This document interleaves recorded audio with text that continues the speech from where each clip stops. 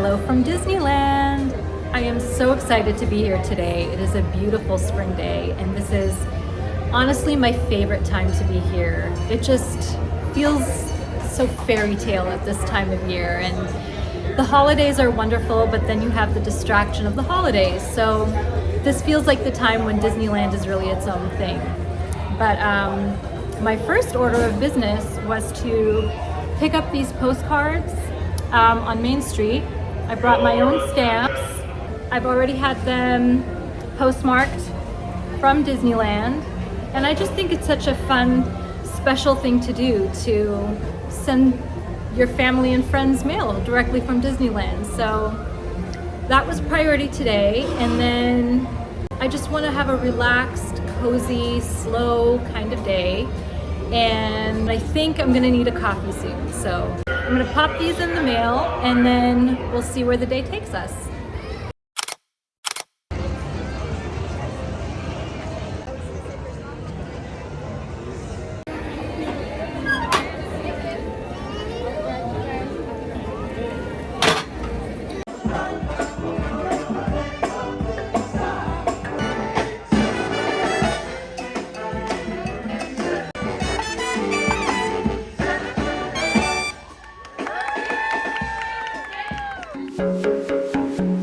Disneyland can be an overwhelming place to navigate, especially on really busy days, which is most of the time.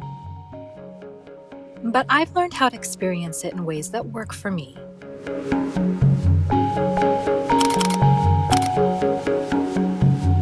So one of my favorite things about being here on my own is maybe obvious, but it's just getting to do whatever I want and moving at my own pace.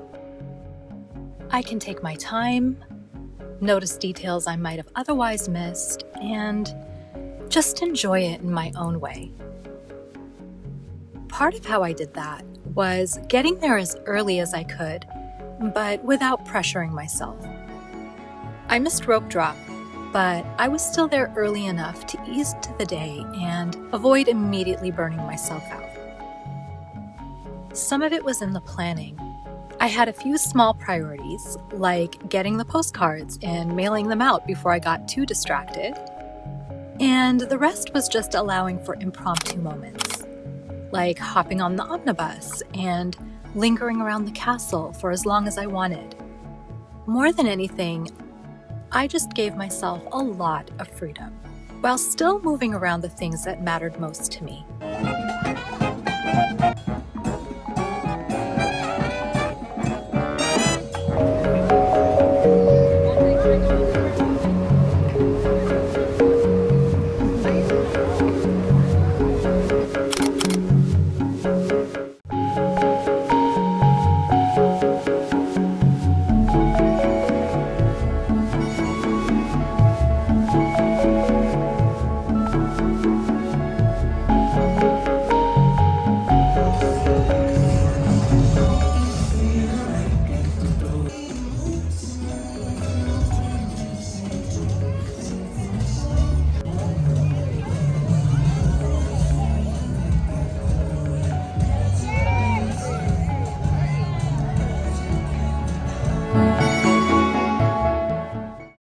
One of my hopes for the day was to finally get to walk through Pixie Hollow and meet Tinkerbell, since it was closed the last few times I was here. For years, I didn't even know it existed. It's tucked away between Fantasyland and Tomorrowland, so it's easy to miss. But I wasn't sure if it would work out, since I didn't want to wait too long, and it does close early. But the wait was only 5 minutes and didn't even feel that long, so happily, everything aligned. This place feels like a springtime dream. Everything is designed to make you feel tiny with looming flowers in a magical garden atmosphere. The inner child in me was delighted just imagining myself as one of the fairies for a few minutes. Since I was on my own, it felt a bit awkward trying to film while meeting Tinkerbell. She was so cute though. I told her I loved what she did with the place, and she told me I looked like royalty. Which, if you know, you know, was a high compliment coming from her. We talked gardening for a few minutes, and she showed me her flying pose for pictures. I was only in there maybe 10 minutes, but it ended up being one of my favorite experiences all day.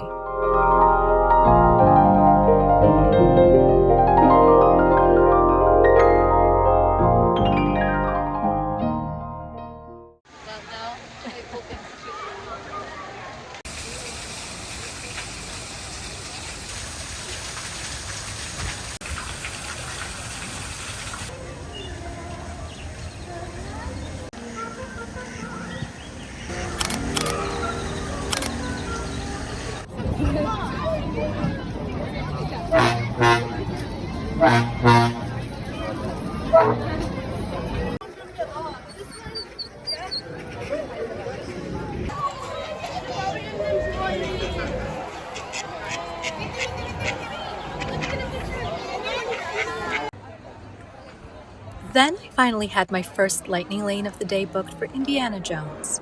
So I rode that before heading into Toontown.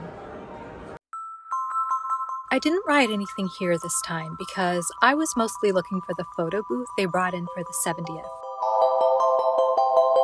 Toontown is always pretty congested, so I didn't linger too long. But I did enjoy Minnie's cozy little cottage before heading back out.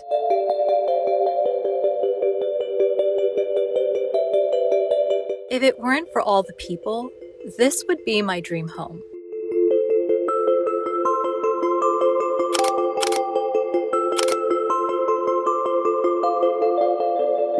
By the time I finally found the photo booth, I must have waited longer than I did for any ride all day. But it was something I really wanted to do, so I got some popcorn for it, and I was so happy with how the photos turned out.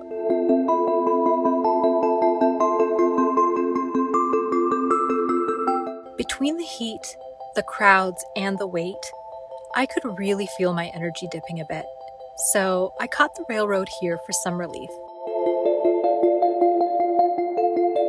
It really is such a special, historic attraction. I love that Walt dreamed of a place where people of all ages could be carried by their imagination, and then managed to combine that with his love of trains. The national park scenes are so entertaining now, but I learned that before they were added, he felt this stretch was too long and boring, with only views of dirt and the backstages. He even used to operate a version of it himself, which makes it feel more personal somehow.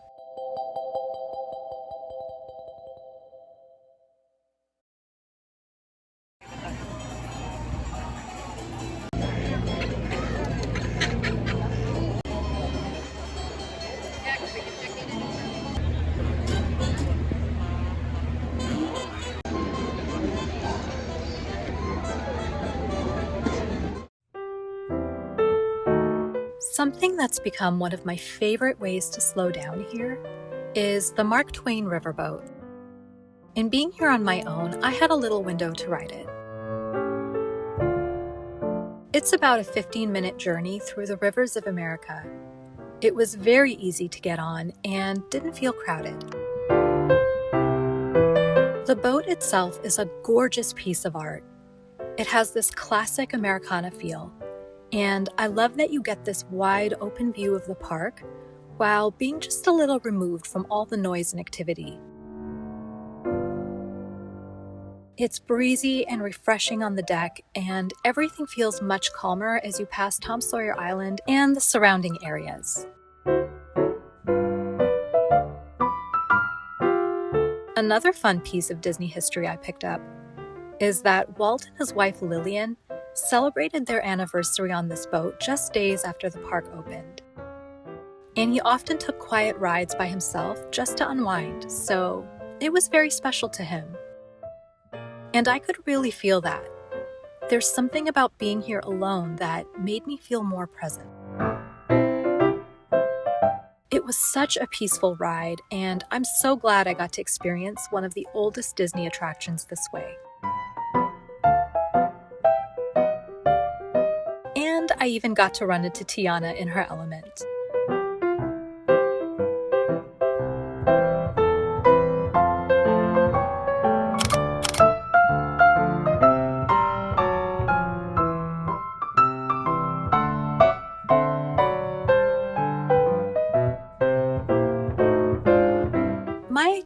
for the day was pretty loose. But a priority I did have this time was to have my dog Cherry's portrait made at the Silhouette Studio on Main Street. I had my own done a while back, and I really liked the idea of pairing them together. And it was so worth the wait for this. I love watching the artists at work, and her portrait turned out so perfectly. He even captured her sweet little tongue.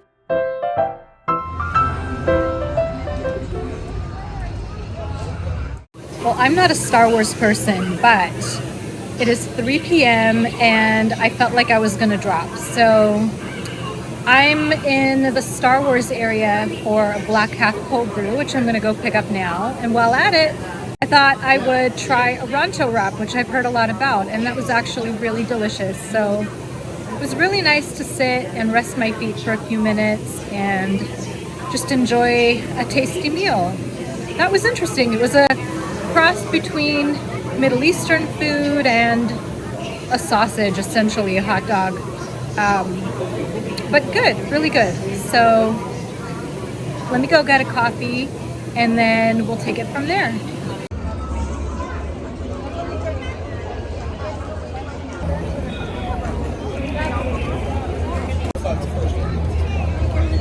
I have been dreaming about this coffee. I've heard so much about it, and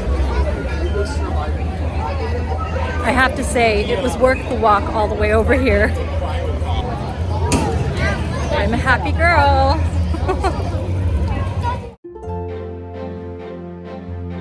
My favorite place in all of Disneyland is Fantasyland, so I head back over there just to take in the atmosphere a little more.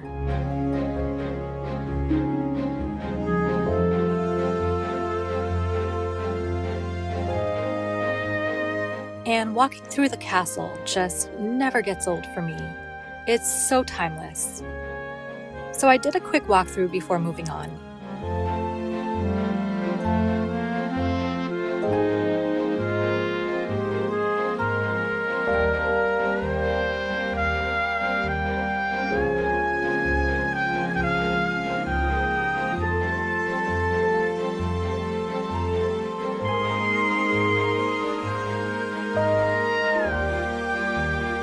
I still had some time before my next lightning lane for Space Mountain, so I explored Storybook Land a little more, and especially the Wonderland Pocket.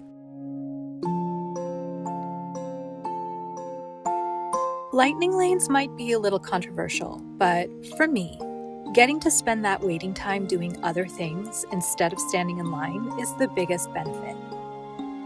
This is especially true on my own, without anyone else to talk to, so it just helps to keep things moving. The Alice in Wonderland ride is great anytime, but its whimsy and surrealness made it so perfect for a spring visit.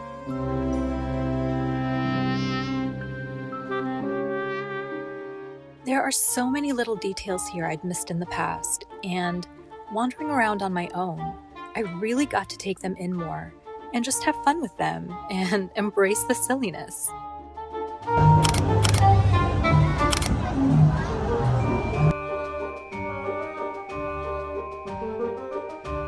I don't think I ever noticed the Cheshire Cat in the Mad Hatter store mirror before.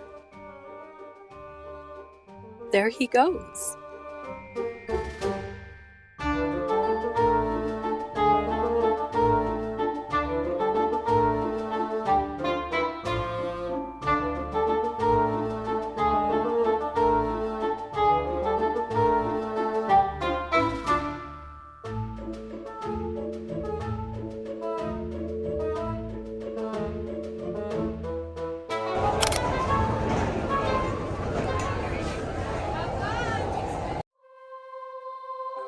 Space Mountain is such an exhilarating roller coaster. It's fast and trippy without being terribly scary, which means I actually had fun on this one. With Lightning Lane, I was able to fit in more rides, but to really maximize it, I found myself on my phone more than I wanted to be, constantly checking and modifying the next ride to better match the flow of my day. And this part really was draining.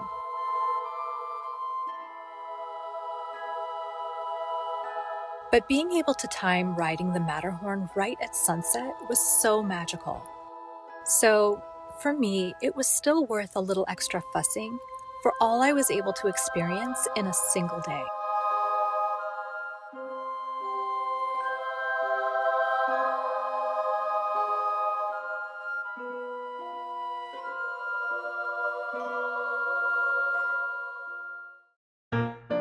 And just to add to my quirks, in addition to not loving most roller coasters, I'm usually not a fan of wet rides either, unless it's very hot. I just hate the feeling of walking around wet, and so I almost skipped Tiana's. But I must have really wanted to ride it because I did pack my poncho and I was so glad I went for it. This ride is so fun and it's absolutely gorgeous. I just love the New Orleans energy. It's so lively and colorful and full of the quirk and character of the story.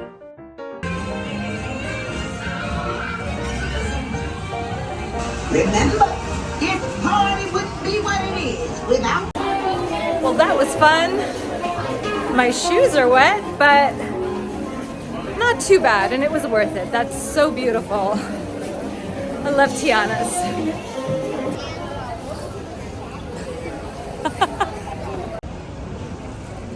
They didn't help much.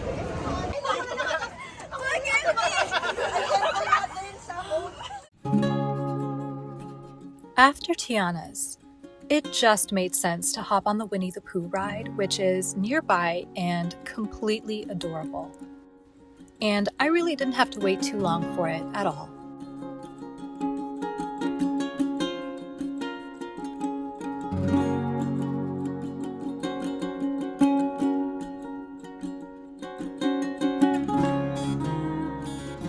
Like all the Disney gift shops, browsing the Pooh shop is an immersive activity all on its own for me. I really had a good time just browsing all the new spring merch. I just didn't love the prices. Gosh, so many cute things though.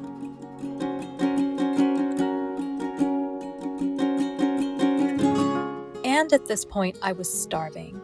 So I ordered the shrimp and grits at Tiana's Palace, which was unexpectedly delicious. Creamy, cheesy grits with fat, flavorful shrimp and spice collards. It was so hearty, I didn't even need to eat again after that.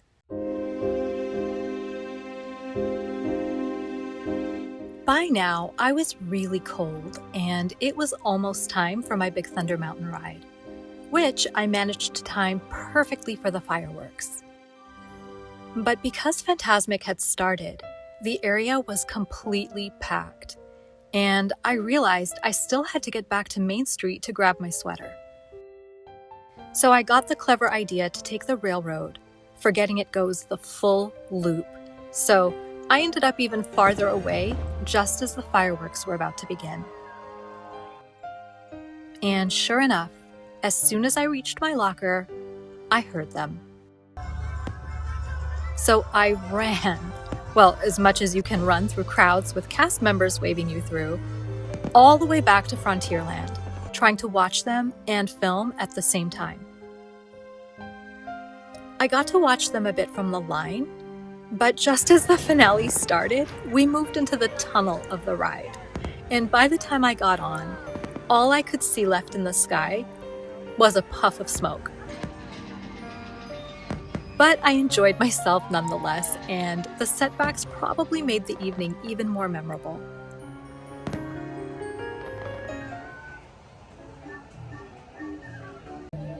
After that whirlwind, I head back to Fantasyland, which is actually more relaxing to me at night. Rides are easier to get on, and it's obviously not as hot. And it just feels like a cozy, glowy carnival, with the happiest buzz all around. I wanted to get on Dumbo next, but the wait was surprisingly long. So I hopped on Mr. Toad's Wild Ride instead, which I actually appreciate more now, having read The Wind in the Willows recently that Mr. Toad is based on.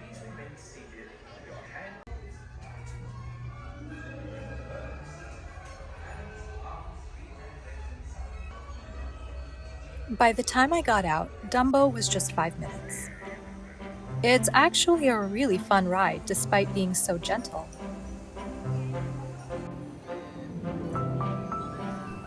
I'm really glad it worked out being my last because it was such a beautiful way to end the evening, out in the open night air among all the glow.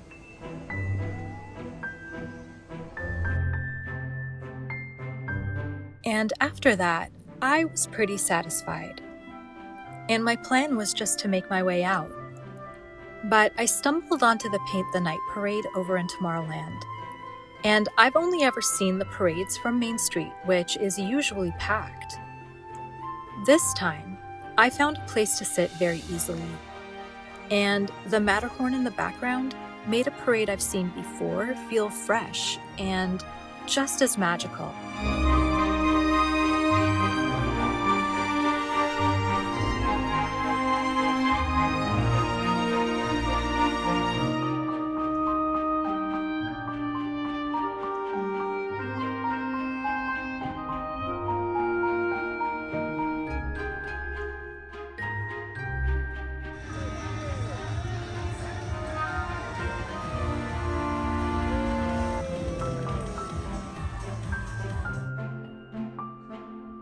Before finally heading out, I lingered just a little longer, feeling that happy tiredness that follows a full and beautiful day. The sweet details of this place never fail to capture me. And I'm just so thankful that this day is now part of my story.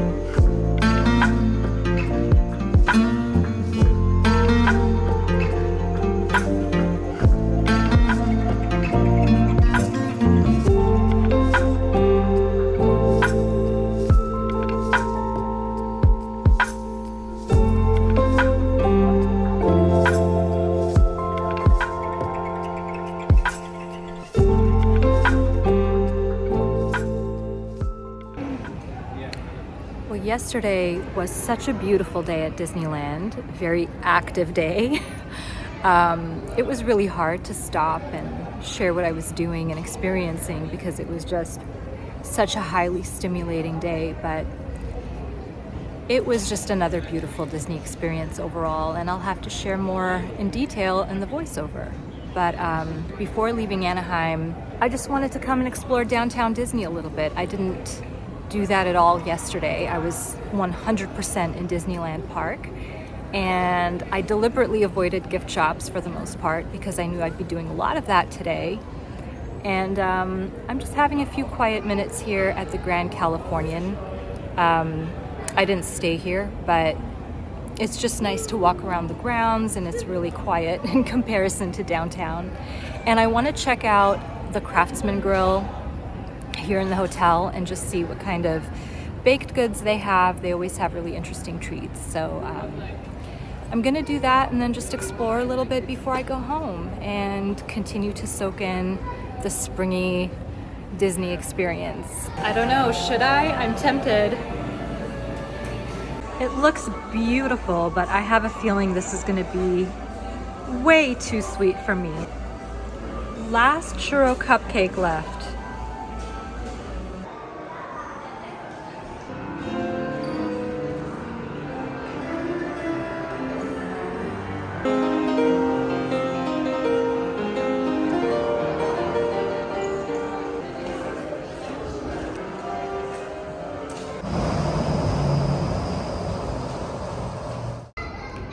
So I couldn't resist the churro cupcake, and I went back out to downtown just to take pictures of it because for $8, I just wanted to make the most of it. And now I'm back in the courtyard because it's nice and calm and quiet. So I'm gonna take a few bites.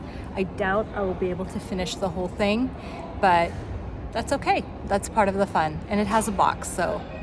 Like many Disney treats I've had, this was so beautiful and tempting, but overwhelmingly sweet, like shockingly sweet.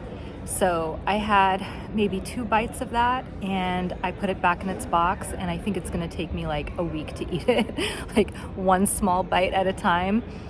That is if it doesn't melt just now in the sun. But I think I'm gonna need something savory now to wash that down. So let's go see what we can find.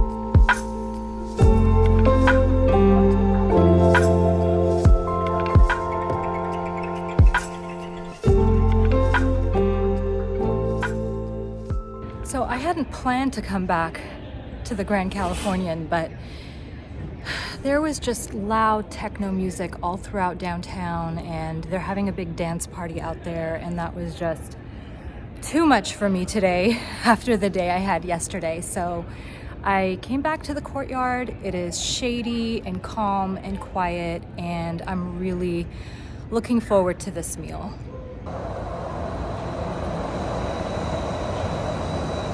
That was a really satisfying meal, and that was made even better by the fact that I was able to find such a peaceful, quiet spot to enjoy it.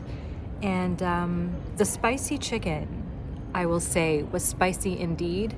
I wouldn't say it was flaming hot, but I mean, for me, I needed a lot of water. So I really enjoyed it though. It was very flavorful and different from what I might normally choose. The seaweed and bean curd salad is seriously delicious. It is so fresh and flavorful. It is so good. I'm so glad I made this selection. And now I think I'm really starting to feel it and want to wind down. So I'm just gonna pop into World of Disney and look around a little bit. And then I'm gonna walk back to my hotel. I stayed at the America's Best Value on Catella, and it's a motel, but it was a decent experience, and about a 15-minute walk to the park and to downtown Disney. So it was all very easy. I was able to get around really well. And I'm just really thankful for this time, and a lot of little indulgences this weekend, and I just feel really blessed to have gotten to do it. So let's see what the rest of the day holds, and I'll see you next time.